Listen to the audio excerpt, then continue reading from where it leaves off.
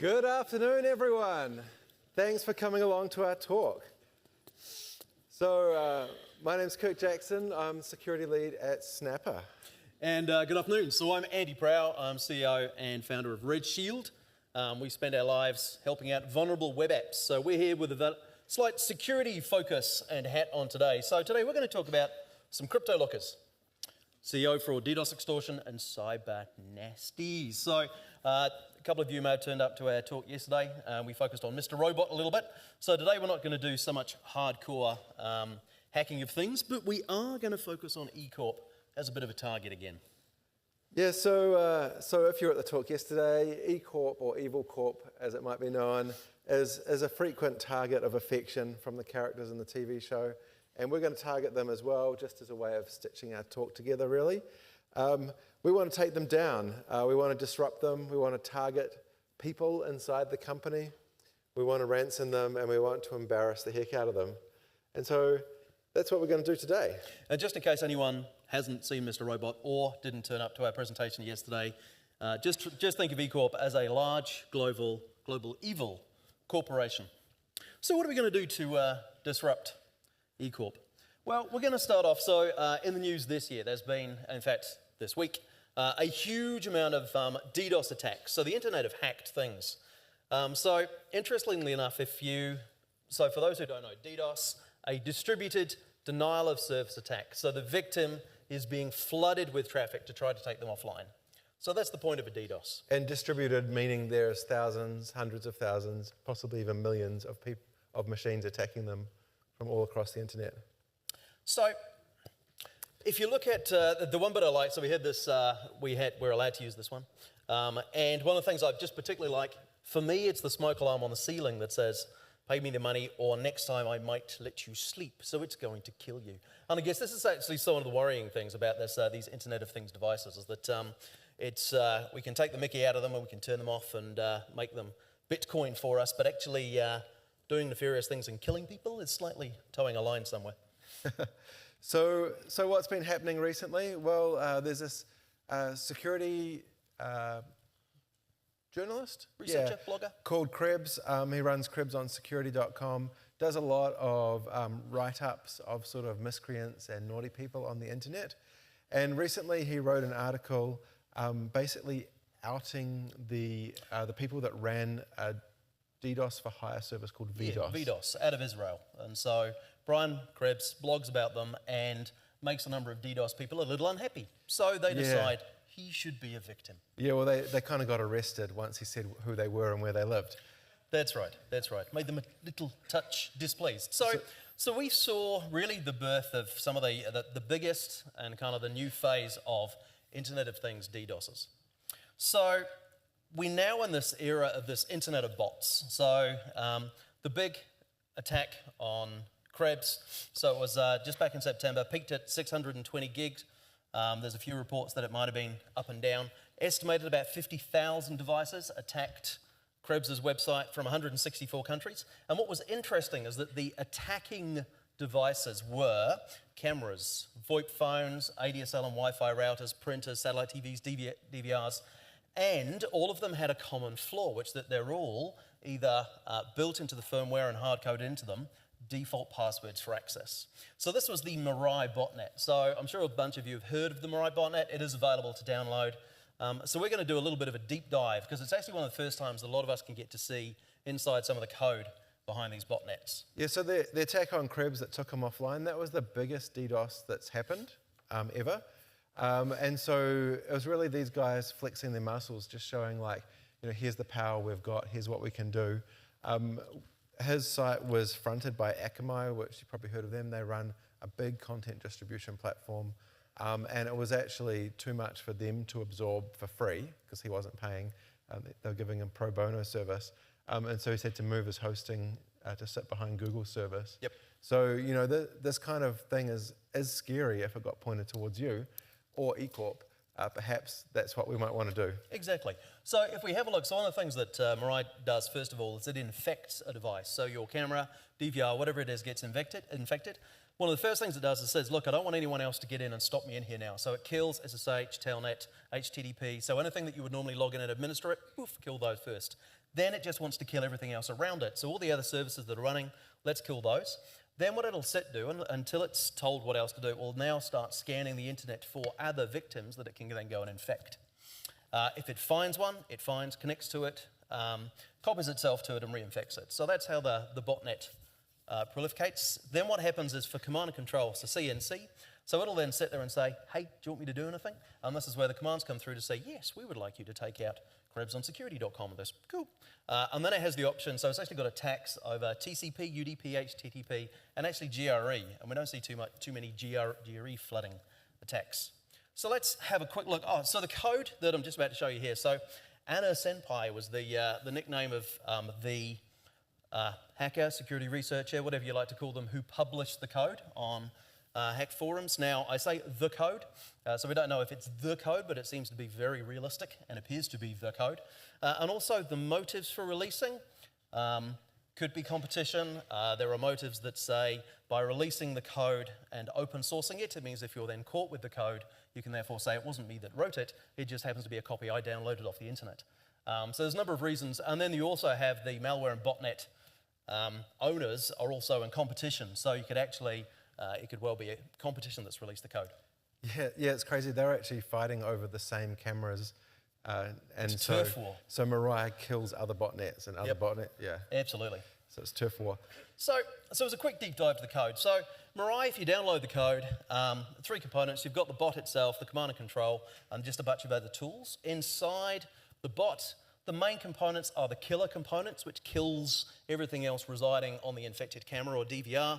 Then the scanner that goes hunting for other ones to infect. And then you get the attack components. So let's just do a quick, because we are at Ignite, let's do a quick dive in. The cool thing about this is it's nice, readable, easy to understand code, and it has comments. It's beautiful actually. Yeah. Now, so not all of them in English. Not written by me, obviously. Exactly, no. All right, so let's dive into line 39 of killer.c. So what's some of the first bits that happen in killer.c? We got that up there? That's nice and readable? Yep, good. Read at the back? Yes. Excellent, thank you. The guy with excellent eyesight put his hand up. So I'm not going to go through line by line, but just to give you a flavour, trying to kill stuff on port 23, Telnet, we know that. Trying to kill stuff, port 22 now. Let's try and kill all SSHs. HTTP, and what does it do? So the killing process, through the code, you eventually get to chunks of code like, please hold caller. There we go. So for instance, unlink and kill. So this is a Linux machine that's running. What it tries to do, it says, you know what, even after I've killed or blocked all access to these ports that I now want to own, what I then need to do is find other things that are running and take them out of commission. So for instance, it's going to actually unlink the symbolic links that it's got to other executables that are going to run, and then it's actually going to kill them in memory. So the idea is that now the bot is on the device, you can't connect to it in remote admin anymore, and now it's killed all of the generic things around it. It probably also means that you can't connect to your camera and look at video streams or anything like that. It at this point is kind of bricked, so it's not a very stealthy kind of bot, but it's effective.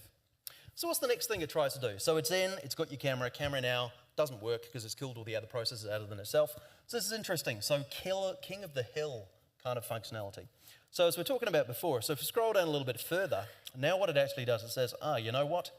I want to If you scan. highlight it, it's hard to read. Oh, it actually is, isn't it? So I won't highlight it. Memory scan match, that's interesting. So now it says, what am I now going to do? So let's dive down to where that chunk of code's running.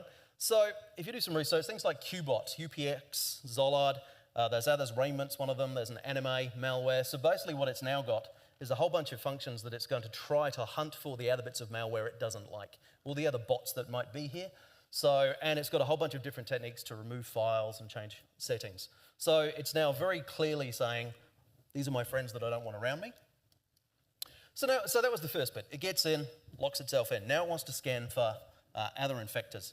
So we now look at So the way that it does that, it generates random IPs and says, right, let's go and connect to these and see what's going on. So the interesting thing is there, it's got a blacklist of IP addresses that it doesn't target. So obviously it doesn't want to target itself. That makes sense.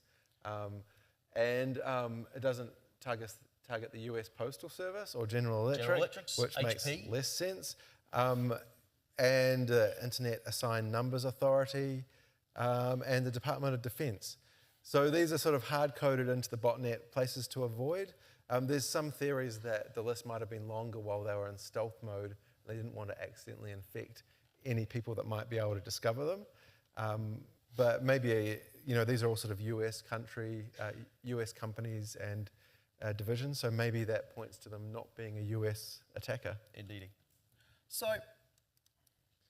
what else do we do? So the thing is, it's been stunningly effective, but isn't actually that hardcore in some of its functionality. So for instance, it has a built-in password list of known default usernames and passwords that are built into the devices that it's hacking.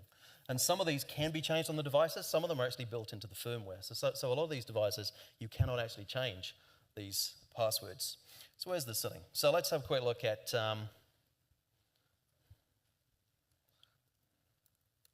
so we're looking at some of the hard-coded passwords here. Root, x3511, root, VIZXV. So what's interesting is that these devices, so first of all, when the world of research was having a look at the Mirai botnet and kind of going, wow, I wonder what's on it, you only really know if you own the botnet. So one great way that researchers have been looking at what devices have been owned is by looking at what these default usernames and passwords are for. So it's kind of reverse engineering. So if this is happening, so if we just dive in right now and just, for instance, Google the very first one on the list, so what's actually this? This is the factory default setting for one of these DVRs. Cool. So this is a dodgy DDoS server sitting here also being a digital video recorder. Now what's interesting is that there's a Chinese, or the organization that's making these, is actually having to do a massive product recall because it's in the firmware. So you can't actually just do a little software update and change things. So they're actually going, okay, how about we recall a couple of million devices and it's probably not good for business. So if we look at what was one of the next ones on the list, so perfect example. So what devices happen to be out there on the internet right now with a default password of, it happens to be a bunch of Dahua IPC 4300S's. Oh, the 4300S. Yeah, I know. It's an upgrade from the 4100. Yeah.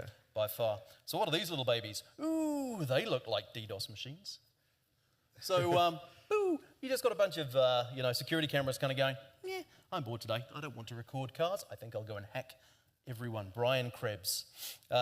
So again, this is our Internet of Things botnets. These are little devices with CPU and memory and network cards that if you want to tell them to stop recording camera, how about you go and attack the world instead? And it's not even really the owner of these cameras or these DVR's fault because some of these passwords are actually built into the firmware, like the one that needed to be recalled. You can't even actually change it if you wanted to. The manufacturers have just shipped them with bad passwords open to the internet. If you then try and look at, so what happens? So of course, when these botnets are out there, then there's a lot of companies around the world that are starting to get in the way and cause issues. So as a perfect example, it was interesting in Mirai. It wasn't very advanced, but it's got a couple of entries where it tries to stop things in the middle. So if we look at attack app. So as an example, it actually jumps in and says, 384 attack app. 384, don't get lost in the botnet code. Cool, so what's it doing? So it says, you know what? So I've got different ways of looking out for Cloudflare. It's got different ways of looking out for DOS arrest. So of course, there's a whole bunch of other anti-DDoS systems in the world, but there's just two they decided to pick up on. And so what actually happens is, so with the Cloudflare, they don't actually do anything based on that, but with DOS arrest, then they actually go through do a whole bunch of cookie manipulation to try and bypass what DOS arrest is going to do to try and stop the DDoS. So this is in the attack app, which is for the HTTP flooding. So it's just an example of where, for the defense that we developed to try and stop the DDoS, then also the bots or the DDoS attackers are then trying to do things to recognize the defenses and bypass them. One of the other bits, so you then sit down and go, who were these? But there's a bit of speculation about who were the actual developers. So this is the actual command and control software that's sitting, on the server that they use to run the botnet. So it's a command line app, and it's written in Go, so it's good. It's modern and stuff like that. And the admin functionality for it, the source code was also released. So we can dig through that if I push the right button. So this is the CNSO admin. So the admin is a command line interface. So someone somewhere in the world is sitting there with a little command line interface that's like, how many devices do I have today? 154,000, Vlad. Thank you. So away we go. And the reason I go, Vlad, why would I say that? Well, this is part of the, so the get username code. Anyone fluent in Russian in the room? Anyone? Fortunately, Google is. Oh, brilliant. Yeah. Are they joking? Russian, I can't even spell it to English. Is that true? We can trust them. They had the accent. In images. Not image search. What? You could have got anything just then. It is. It's user. Well done. Who answered that? I heard two. Okay. Yeah. We have chocolates for you guys. These are leftovers from my wife's chocolates that I gave out yesterday, but we still have. Grab the chocolates. Okay. Chocolate prizes. Okay. So that's. Okay. So. And that's either because you know Russian or you've just read some of the online articles about what's in here. But I don't care. Either way, I'm very impressed. Okay, who can guess what the next word is? Oh, damn, I do not have that much chocolate. Oh, my God. Okay, but yeah, absolutely. So what was interesting as well is buried deep in the code, so there's this prompt.txt. So this was a little Russian phrase. So if you've read, so prompt.txt has just contained some of the source code, it's read, it's used. So if you've read the articles, you'll know what it says. But this little Russian phrase here happens to be, I love chicken nuggets. Of course, advanced botnet development. It's like, Vlad, I'm hungry. I love chicken nuggets. So in the security community, there's a big deal placed on attribution because if one country is attacking another, then that means war. Or if someone's attacking your company, you want to know which of your competitors. So people always try and attribute things to different states or different actors. Indeed. But also what malware and botnet and virus authors do is also sprinkle their code with false flags. So they might not be Russian. They might not be. They might just have done that on purpose to try and... So one of the other little bits as well, just to, I guess, set the demographic of the developers. There is a safe string that links to YouTube to that little string there, which is indeed a Rick Astley video. Never going to give you up. I guess that's kind of the theme of that little camera. We're not going to sing. But so anyway, so links to Rick Astley videos. So Mirai, if you look at Mirai, what else has it done in recent history? So then it was used as part of the botnet that attacked OVH.com, so the French hosting provider that peaked at 1.1 terabytes. This is actually getting quite nasty and was quite effective. So Brian Krebs' one a few weeks before was the biggest in the world. That's right. And then this is almost twice as big. Exactly. So, and that's just kind of ramping up a little bit. And that was theoretically 145,000 devices, according to best reports. Then, of course, we've just had the Dyn.com, only 665 gig, reportedly. However, because of who it attacked, it was actually quite a devastating in some ways. Did anyone notice that they couldn't access Twitter and AWS Netflix. and Netflix over the weekend? It was very, very annoying. So these companies use Dyn.com to do their DNS, and so when Dyn's servers were flooded with DNS traffic, none of the real traffic could get through. So probably what's quite interesting, though, if you look at what Gartner estimates as usage. So theoretically, 6.4 billion devices connected this year, 20.8 billion by 2020. So therefore, 145,000 bad things is only 0.02%. So that could actually get quite a bit bigger. So at the moment, this is just, these are quite big attacks, over a terabyte in attack traffic from 0.02% of the Internet So we're probably going to devices. get used to internet disruptions over the next year, I think, while we try and figure out what to do about it. My prediction is that these guys are just getting ready for the US elections and stuff's going to go bad around polling day. But is it just based on the candidates, or is that? Yeah. I think it's a bit of a train wreck. Anyway, this is not a political broadcast. So this is how we would potentially disrupt eCorp if we wanted to. And it's one of the 4 themes, I guess, of things that have been happening this year. Our next thing that we want to do is target people who work at eCorp. So very, very common. In fact, hands up if you have had some of this inside your organization, CEO or CFO fraud. Okay, less common than I thought. Okay, maybe when I show you what it is. So the FBI receives information from all around the world each time these attacks happen, and they've collected data from 17,000 victims over the last 2.5 years between when they put this report up. And in total, these companies had lost $2.3 billion due to business scams. And this is definitely happening in New Zealand as well. It's happened at companies I've worked at and places that people that I've talked to. And basically how it works is someone in your organization gets an email. It says, hey, I'm the CEO. Let me know when you're free. I need to send some money somewhere. And you get into a chat with them and maybe you send money somewhere. Or if they want to be ultra sophisticated, they say, please do it quickly. And then people are even more likely to send the money quickly. It adds the urgency. Yeah, so urgency does tend to work. And this happens to everyone. It's happened to lots of companies. I feel a little bit bad for picking on Te Waranga, but they were just the first search result that came up as falling for it in New Zealand.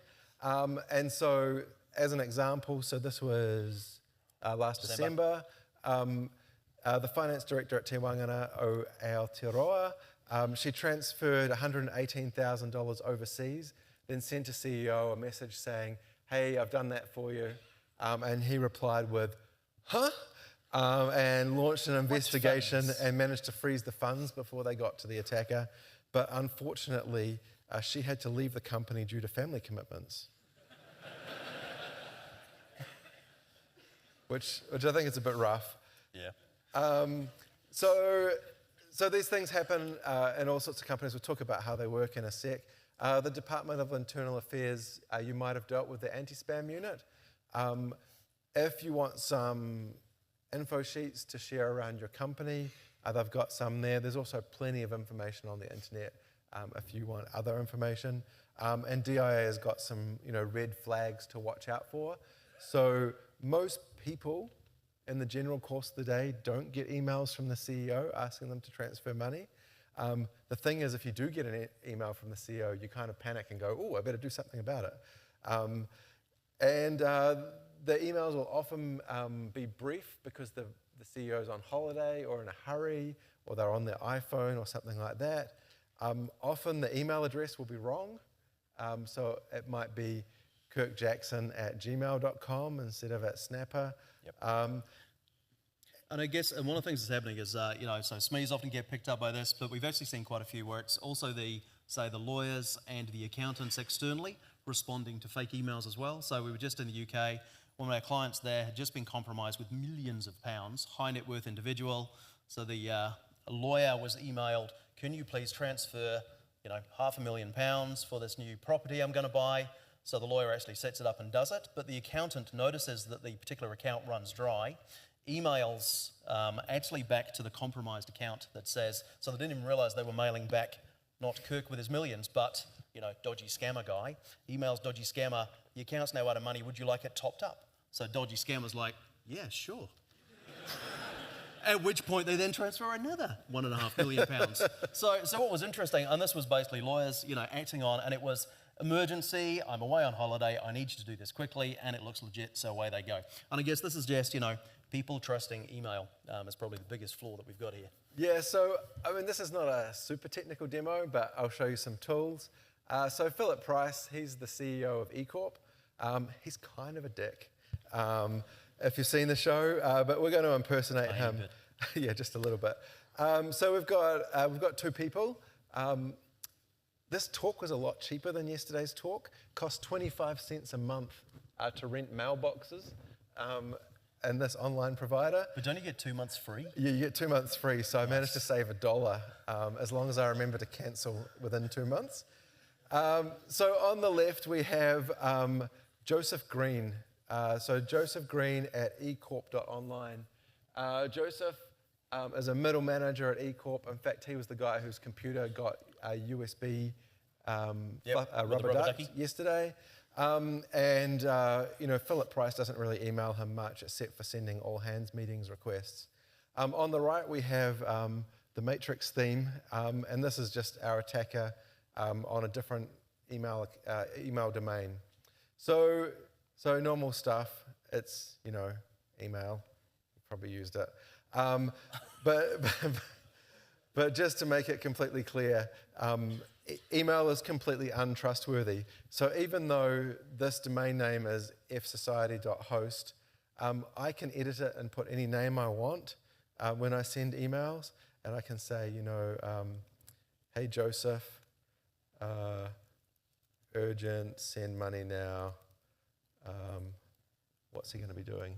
I'm stuck in a lift, and the fireman won't let me out. Nice. I like that one. That could work. $50 in Bitcoin. Cool. So I don't know where that came from. I think I saw a movie like that. And so, oh wow, the email arrives. But I guess the point here is that, for the end user sitting inside Outlook or Gmail or whatever, this looks like Philip Price has sent them an email. It's not unless they actually, hover on there and click on there and see, oh, the email address is different, that they'll click, that it's a scam. And so, they'll reply and they'll go, sure, Philip, where do you want me to transfer it to? And so on and so on. And the replies, of course, are going back to the attacker. And sometimes they get more sophisticated. We've seen clients where the attackers have purchased domains that are just like one character difference. The client's a .com, but they'll buy a .com.au or a .nz version of the domain name. They'll add an L, they'll swap zeros and O's. So sometimes it can get a little more sophisticated so that even when you look at it, it looks okay. And I guess the point is his email name by mistake. Oops. And I guess and almost the point of this is it's actually trivial to do, which is why we kind of make it quite funny, but it works. Cool. So email fraud. So we did actually. Andy wasn't here because he was a slacker. What were you doing? Like selling your company or something that week? Yeah, I was actually. And so it was actually me and Felix did a talk last year, and we sort of dug into how email works a bit. But there's some tools that we didn't show that I thought would be quite fun to show. So I'll just bring up Linux VM. This is much faster normally. There's one framework that you can use called Metasploit. Has anyone here used Metasploit? Cool. Oh yeah, sweet. So it's pretty popular. What they basically do is they collect up exploits for every kind of Windows security vulnerability, PDF vulnerability, network issues, into a product that you can then use to sort of weaponize the vulnerabilities. Here is the web interface, which is nice and user-friendly. I just reload that in case it's not running yet. I was right, it wasn't. So Rapid7 are, they're a valid US business. They do security research. They do vulnerability scanning. So the idea is that Metasploit is for the use of good. It is for security researchers. However, it is widely used for bad. Yeah, so as I was saying, they've got modules for everything. So in their terminology, a module is basically an exploit that's packaged up, ready to go, and runs locally on your computer, and it's got a database and stuff, and today it's going a bit slow. But when it happens, it'll list a bunch of modules. So wasn't that quite exciting to see? The other thing that it's got is social engineering campaign management. So in here you can, basically it's kind of like marketing spam engine. You can load mailing lists full of people and you can create campaigns and send them messages. So there's a bunch of these different products that do this for good or evil. So the good way you use this is to educate your staff about phishing. So you'd load it with your staff's emails and you'd send them phishing messages. So we'll do one of those. Test phishing campaign, phishing training. That makes it more legitimate. So basically, you customize the email you want to send. So we want to send a security message from the IT security team to all the people who work at eCorp. You put in a template of what you want the message to say. It does a mail merge type thing. You can put whatever you want in there. You notice there was a link, so you can create landing pages that you go to. It'll host them for you. So I'll just do that. Here's the example landing page, which has a username and password box on it and says, like enter your details here. And the redirect page is the one you go to after the landing page. So I'll just set all that up as the defaults. In the training campaign, the redirect page says, like, here's how you'd not fall for this again. And then you configure your mail server. Mine's super secure on my virtual machine. And then you click that button and you get an error message.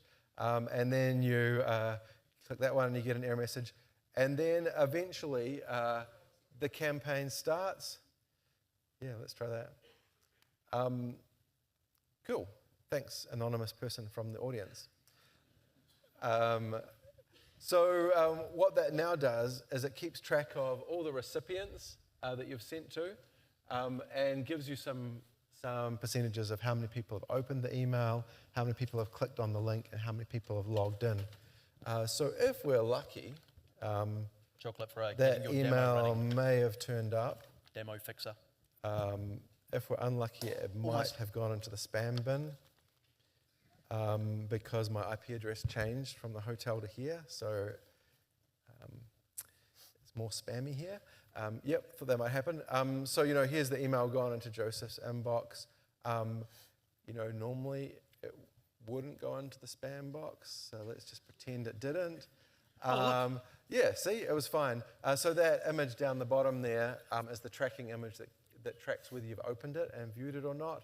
And then, there's the thing where people foolishly log into a fake Gmail or Office 365 login and then get sent on their way.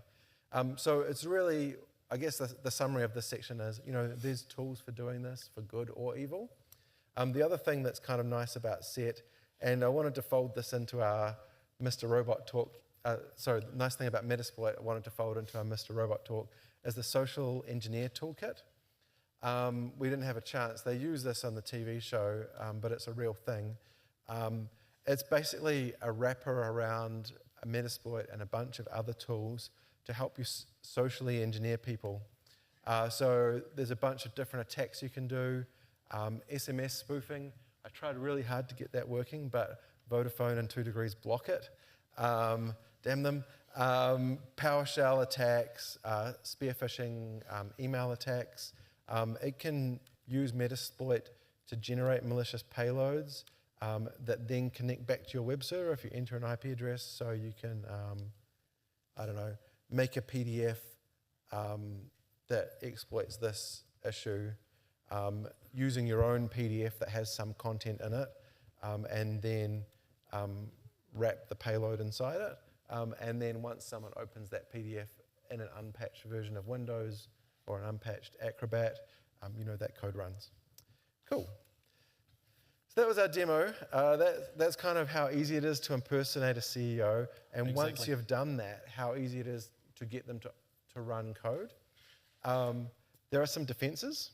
Oh, look, I think so the whole bunch of technical defenses you can put in, so you mail clients trust and mistrust different emails in a better way. I think probably just the biggest educational one is never have staff trusting things that come in emails. So they're a great informative thing, we get them all every day, but if it's actually an action like sending money and doing a core process, then the fact you were asked by email should not be the reason that these things happened. So actually the biggest defense is just don't trust it, it's easily spoofed.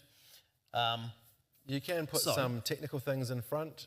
So like we talked in last year's talk about email security technologies, you can buy a box that you stick in front of it. Another trick that can possibly work, often they'll use another domain name, but put your CEO's first name and last name as their email address, as the from address. So you could basically just do simple regular expression matching and block those emails. once you've got the email to the person and you want them to open it, there's a lot of different things that could go wrong. So I talked about the things that Metasploit did.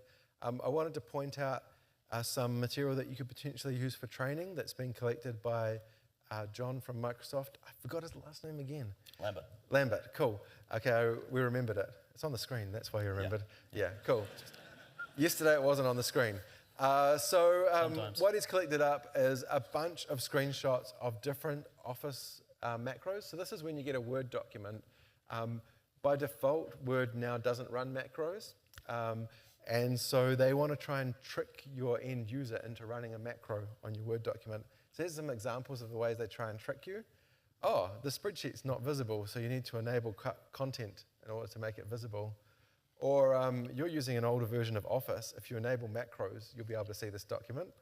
I think that's how you upgrade Office. This document's protected by McAfee antivirus. Therefore, enable macros. Yes, it's protected against unauthorized use, enable macros, or it's protected to stop data leaking, so you should enable macros. Enable macros. So you could potentially download some of these screenshots and use them in some user education with your team back at the office to try and encourage them not to do this. And of course, you can roll out group policy to block macro execution altogether. And people normally go, oh, we can't because our finance department uses it for spreadsheets. But maybe you can disable some of the macros. Like, for example, did you know that Microsoft Publisher allows you to write macros? Probably not necessarily in your organization. You might be able to disable that, or maybe you don't need it for Word. So if we come back to eCorp, so what have we done? So we tried to disrupt them first. Then we tried to target the low-hanging fruit of the technical ability of the C-suite. Now what we need to do, so we've managed to get somebody important in the organization to click on an email, run the thing, enable macros. So the other thing that we've been seeing a huge amount of in 2016 is ransomware. So here's the one from Mr. Robot. So I don't know if you saw that episode. Do we want to spoil the plot? I can't remember how far through the series it is. Anyway, the good guys, the bad guys. Good guys. F Society are the good guys, even though they're the hackers.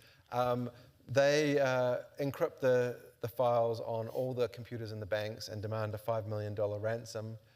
And then rather than collecting the money, they get the guys to burn it in the middle of a park. So it's quite a dramatic waste of money.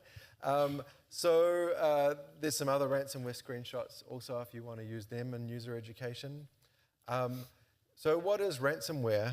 It's basically just anything malicious that tries to get you to pay money. Crypto ransomware has really popped up a lot in the last couple of years. It does. Well, I guess Cryptolockers, it's the most common one that we all hear about, talk about. It's one of the first ones that came out and just worked really, really well. And this is the downside. It came out in September 2013 and actually was a great example of good crypto. We'd often done a lot of training courses, how to do cryptography well, and this is a great example. So it was actually using strong keys. It's actually creating public-private keys really well. It's storing them in the right place. Strong passwords. It's encrypting nicely. So it was actually a great example of how to do crypto well, which is a bit of a bugger because it was actually doing it to encrypt your files and not let you into them. so if you want to look at... but not all of them do it well. If you search for ransomware decryptors, some of them don't do a good job of it. So this page lists 25 different decrypting tools because the people that wrote the ransomware didn't understand encryption. So that's good for users. We've got a demo of how Cryptolocker works. So this is using EDA2. So this is actually an educational Cryptolocker variant that was made by a researcher for educational purposes. He's allowed us to use it for the purposes of this talk.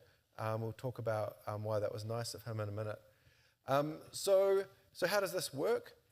Well, basically what EDA2 does is it generates a PDF-looking file. So it's got the PDF icon on it, but if you actually look at it, of course, it's that Windows thing where it's hiding the file extension and it's actually an executable. When you run this executable, it's going to do bad stuff to files on your computer. So I've got it just pointing to just the test directory on my desktop because it's really bad when it does it to other parts of your computer. And so we'll just run that and see what it does. Something happened. Nothing happened. Yeah, there we go. I didn't click it properly. The problem was that I've changed the code. So it encrypts all the files on your desktop into .locked file format. And then it looks like that image is causing an issue. So I'll remove it. And then it changes the background on your desktop to say, you've been crypto locked. Please pay me to decrypt. And it's actually pretty well written code. So they use good encryption. They generate an AES password that they use to encrypt all the files somewhere in here. They send that password to a server, which the bad guy has access to. And our server sitting on the internet, so you can see my keys, just has the keys for the people, the encrypted key, and you can decipher them if you're the bad guy, and send it back to the user once they pay you the money. So how it works, I skipped that demo fast because of time. This is the enterprise version of how it works in UML format. So basically the PC asks the controller server sitting on the internet, give me a public key. The controller generates one that's unique to that person, stores the information about that person and returns it.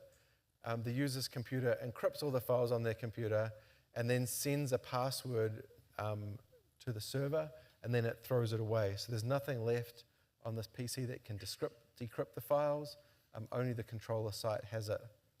And then you go into the control panel as the evil hacker person, check whether the person's paid in your Bitcoin wallet. If they have, then you can release the key to them. And then you can send them a nice friendly email.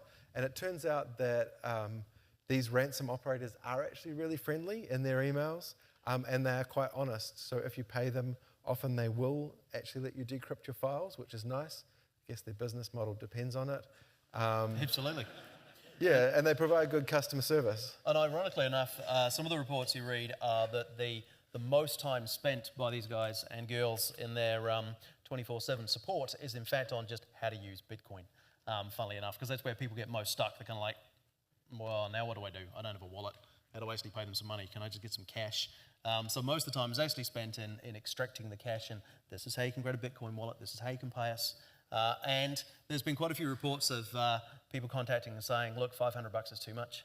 Can I pay you 50? And on the whole, they're actually quite happy to negotiate and take less money because really they've done nothing for it.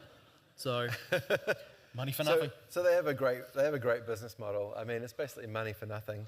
The decryption flow, I guess that makes sense. It's a little app that you'd download, and that would let you decrypt, but only if you have the key. So the irony is you can pay more money than that to get the antivirus that stops it happening in the first place. Yeah. So the story behind this example, EDA2, is Utku, who's from Istanbul. He wrote this as a proof of concept to show here's how the crypto works in Cryptolockers, so people could learn. But unfortunately, some Cryptolocker then started becoming based on his code. And so he had this moral dilemma, like, the bad guys are using my code, and I produced it for good, and now they're using it for evil. But even worse, they started blackmailing him because he'd put some stuff in there they weren't happy with. So yeah, it was quite nice of him to share it with us. At the end of the day, it's relatively simple code to do the encryption and decryption. So if you look at how it's moving on, so one of the bets, so RAA is one of the new variants that's come out. The reason it's just interesting is that the whole thing's actually written in JavaScript. So all that happens with this one is that the zip file's downloaded. Currently you have to decompress the zip file and run the JavaScript. So it's got a variety of techniques to get itself running. But when running, it just uses Crypto.js. So it's actually a very lightweight variant. So they're starting to get a little smarter and cleverer. And we actually have no idea what that screenshot says. No, so hopefully that's not rude. It could be really offensive to those people, and we wouldn't know. So I apologize if it is. Was it okay? Okay, good. Attention. That's great. Good. We like that. Yeah, we didn't check that first. And so the thing is, a lot of people are paying up. So this example in the news from the beginning of the year, so the Hollywood Presbyterian Medical Centre, so they did pay what equated to 36,000 New Zealand dollars, because for them, with patient records and systems now encrypted, and effectively encrypted with AES 256, so you can't break in easily. It was the quickest option available to them was just to pay the money and get their systems back again, of which they got the keys back and things were up and running in days. So the attackers do have an effective business model that works here, but not all of them. Yeah, and it happens in New Zealand. It happens everywhere. Absolutely. It's very common. That was just one example of someone paying up. This one here from July, so it encrypts using the delete algorithm. So what actually happens is the message pops up and says, your files have been encrypted and moved to a hidden file sector on your machine. What actually happens is it doesn't. It's actually gone through and completely deleted the files. So there's a lot of research that say you have to look at, is the scamware, is this one of the really quite crap ones that you can just decrypt the files because they're not really encrypted? Has it just been renamed? So there's quite a few variants. My father does IT support for small businesses and pensioners. It's not that lucrative a job, I don't think. I don't know why he does it. Anyway, not enough about my family. But he has to negotiate these Bitcoin transactions for people, and often it'll be not that much money compared to how much data they've lost, and so he'll have to go and find how to get Bitcoin for them, pay it.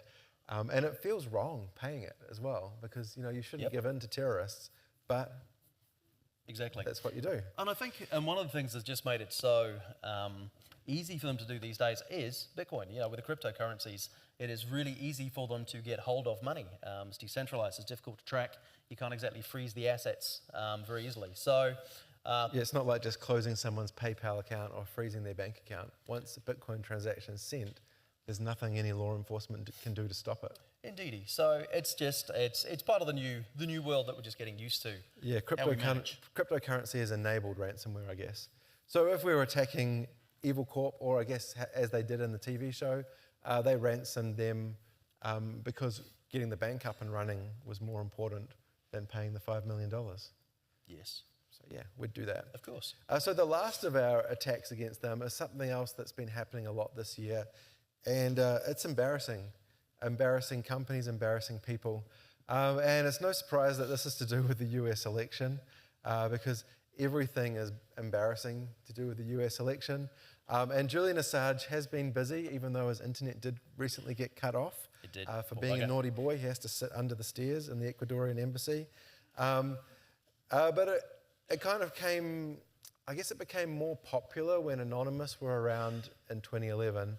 And I think we even talked about it in September 2011 about this particular hack, where Anonymous broke into a security company and then basically just published all the information about the company, everything they did, who their customers were, and basically embarrassed them. But it's been ramping up since then. So now there's state attackers involved. The Russian government has penetrated the Democratic National Committee. I wasn't supposed to emphasize penetrated. Well, allegedly, and they've also exposed Clinton's elitism, which is probably embarrassing for her because most millionaires don't want people to know they're elitist. But the US government has actually come out and said it was Russia that did it. So they've got enough evidence to say that Russia is actually trying to disrupt the US elections. Because they like chicken nuggets. Evidence, it's proof. Yeah, that's proof. But it's not just Hillary Clinton. Trump's being targeted as well. Poor Trump. Everyone's just, working against him. He's got his Windows Server 2003 running his email. Why are they picking on him? Exactly, meanies. Yeah. But, these data breaches are happening a lot. And risk-based security, the links at the bottom, they've been collecting the data breaches as they happen. So far this year, I think it was early October, there's still a couple of months left, there's been almost 3,000 publicly disclosed data breaches with 2.2 billion records exposed. So granted, a lot of them are small breaches, on the order of 10,000 records or less. But if you think about companies that we work for, the types of companies we have in New Zealand would be classed as small breaches here, but it could still be catastrophic for us, I guess. There's a lot of records exposed for US companies. So usernames and passwords being stolen and leaked, emails being exposed, health records, that sort of thing. But also it's partly to do with the disclosure rules in the US where companies have to disclose when they get breached. A big chunk of that 2.2 billion was Yahoo, who lost 500 million, I think. 500 million accounts got hacked, something like that. And so they had to go public and say it happened in 2014. But we just found out now, so we better tell you. And that's actually going to affect the sale that they had planned to Verizon. So potentially the purchase price from Yahoo might drop or change based on the fact that they've been targeted. So it can be really embarrassing to have this happen to your company. And unfortunately, it's a theme at the moment that this is one way to make a difference. So a difference in politics, a difference in business, is to expose the dirty little secrets of your competitors. Indeed, and it's just become, commonplace. So hack an organisation, dump the email, dump the information, put it out on the internet, and that's seen as being an okay thing. And even the bastion of sort of internet decency, WikiLeaks, who used to only leak, like important stuff, will now just publish any old data that gets given to them. And as I was saying, Ecuador wants no part of the argument between Russia and US, and so they're actually asking Julian Assange not to run WikiLeaks from under their stairs. But anyway, enough about politics, which I do not know enough about. So this does affect us in New Zealand. So we use a lot of overseas stories because they're bigger and the numbers are bigger and the dollars are bigger, but it does affect us down here. Just look at Yahoo. So there were 130,000 extra user accounts that were compromised. Or potentially. Potentially. But the problem is we don't find out about New Zealand stuff. In America, there's mandatory disclosure rules. In New Zealand, there's not. We can just cover things up. It's great. Hey guys, let's cover things up. Exactly. And look, we found professionally under non-disclosure, customers come along to go... You can't say under non-disclosure in a room of 500 people with a recording. No. Who under non-disclosure say, we've had a compromise, but please don't tell anyone. Oh, they tell you under non-disclosure. Exactly. So you're not supposed to tell them. No, under non-disclosure to you guys out there. No, what do you... So, indeed, so we find out about things that we don't have to tell. Now, why is this important? So if you just look at lots of the things that are compromised, so actually usernames, passwords, personal information is often a lot of what gets compromised. So whichever side of your fence you sit on that says mandatory disclosure is good or bad, one of the good things with it is that if you don't tell people, then they don't know their information's just been disclosed. And the amount of people who reuse usernames and passwords across systems is prolific. So this tool here, Model Login, just as one example, if you load up a database or file of known usernames, passwords, it will try 20 other sites around the world to say, hey, does this work around the world? And that's just one example. There are a raft of tools. So what actually happens is if your government agency, if your bank, if your pizza provider has been compromised, you really want to know because it's your personal information that's out there. And in New Zealand, it affects us just as much as it does anywhere else in the world because we use the same sites that everyone else uses in the world with the exception of New Zealand only stuff. So sure, we can educate people, have different passwords for everything.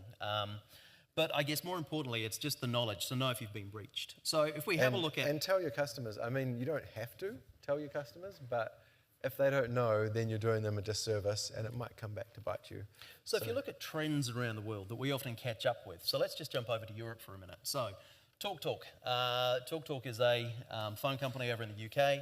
So they've just had quite a hefty fine. So what actually happened is a year ago, they got compromised, and they actually got compromised through a company that they'd bought, Tiscali, had a web app with vulnerabilities on 3 of the web pages. They bought them in 2009.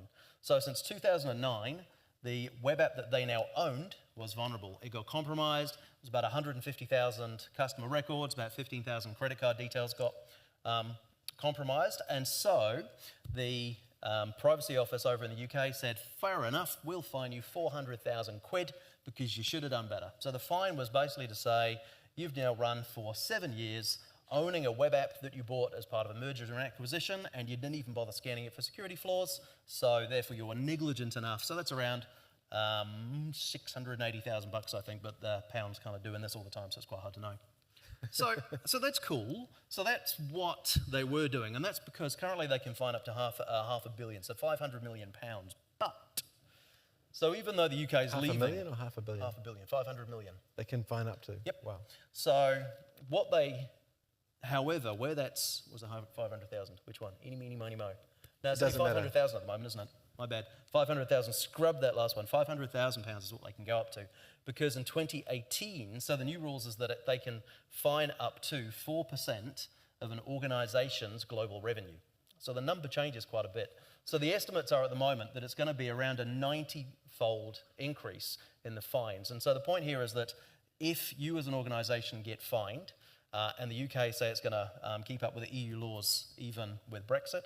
So the point is that you have a privacy breach. Now the fines aren't necessarily limited to £500,000, but theoretically up to 4% of your revenue. So it could be billions. This is actually an EU law that's coming in, That isn't is it? correct. So if you're doing operations in the EU and the UK, potentially...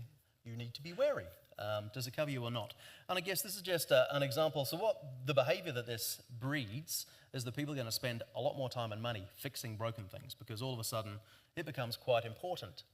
And I guess where that brings us to technical debt. So as an example, this was another one that ran in August of this year, so I don't want to blag on the UK too much, but the Metropolitan Police had 35,000 copies of machines still running XP.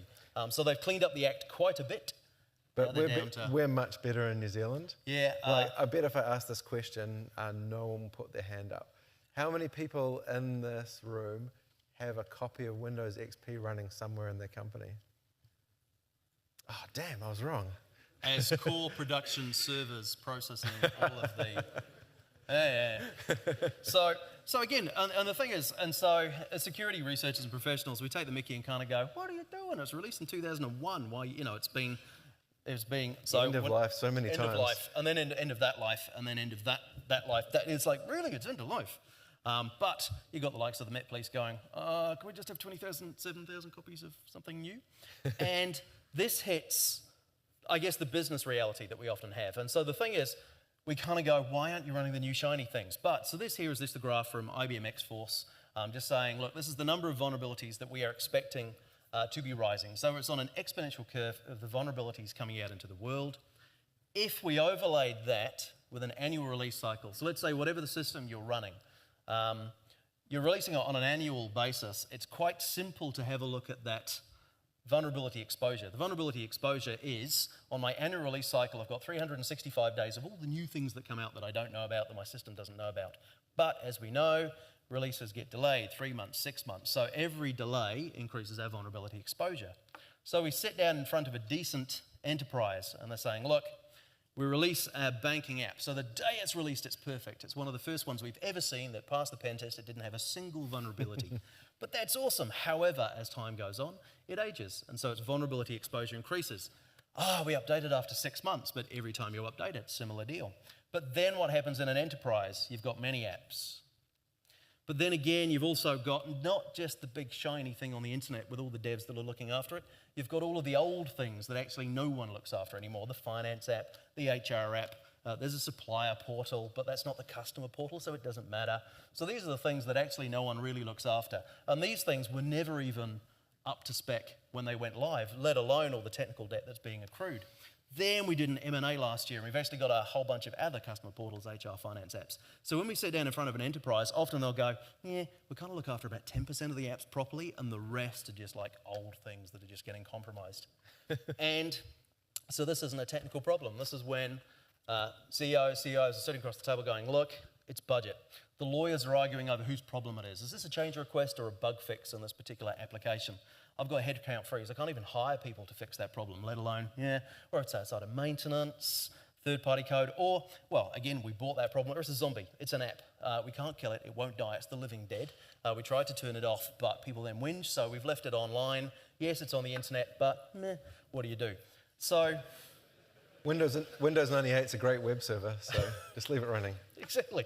So I guess, so as a bit of a wrap-up, right? So if you look at, if you were there yesterday, you would have heard this phrase from our friends at F Society where we are slaves to the technical debt incurred by the generations before us. And I guess this is one of the big things that's hitting us, is if you look at email as this plain text protocol that you can easily dupe being core to just about every business when your health records and your insurance claims and things are just being emailed around. CEOs and CFOs are saying, please pay all this money. That's fine, it happens. You've got devices sitting out plugged into the internet that are running Telnet. Telnet has been dead for so many years. I explained to a recent graduate recently what Telnet was because they'd never heard of it. I said, it's like SSH, but they took all the security out of it. And these things are selling now as cameras to plug into your house. That's right. So I guess here's the thing, right? So here we are at Microsoft Ignite. It is the forefront of all the latest technology that's coming out. Yet what's actually happening is that there is still this security problem that we've got is actually getting bigger. We're not actually starting to fix it yet.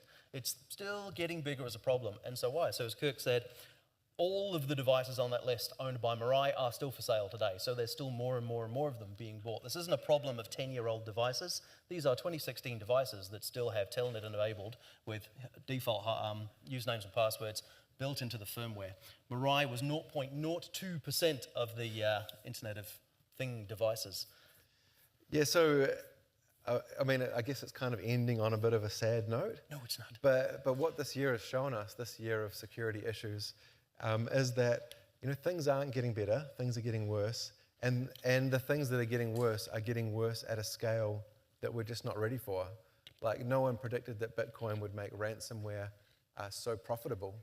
No one predicted that, well, actually lots of people predicted that plugging cameras into the internet was a bad idea. But no one listened to the predictions that plugging cameras into the internet was a bad idea. All this stuff is getting worse, and I guess it's kind of up to us as the tech community to try and figure out how to make these things better. It is. So I guess, and that's probably the key takeaway, is that we need to be sitting down our organisations with the code that we're writing, systems that we're releasing, and knowing that the new stuff that just went out is good, or at least as good as we know until the new attacks come along. And then when something new comes along next week and the week after, we are ready with, to be able to change and protect those devices against the new threats. So as long as we can kind of draw the line at some point where all the old stuff is the problem, that'll be quite an interesting day. Yeah, and where we can help with education. So, we might not be able to solve these problems technically, but, we pointed out a few different things you could do to educate your users. Maybe if your company's website is denial of service attack and it's offline for a few hours, maybe it doesn't matter. So that might be a conversation you could have in advance with your executives about, do we want to put this super DDoS mitigation thing in front, knowing that probably if anyone actually pointed their attention at us, we'd be screwed anyway. So yeah, all those conversations we can have up front as technical people. Alrighty. So, I guess, with that, please evaluate the session. You get to win some funky prizes, should you be one of the people who wins funky prizes. Your feedback is important to us. Very, always. We would love to hear what you think. Tell us what you think about our clothes, our hair, our looks, and then also, apart from those things, tell us positive stuff. Exactly. Yeah. Bloody perfect. Awesome. So that's a wrap. Thank you very much for coming. Cheers. Thank you.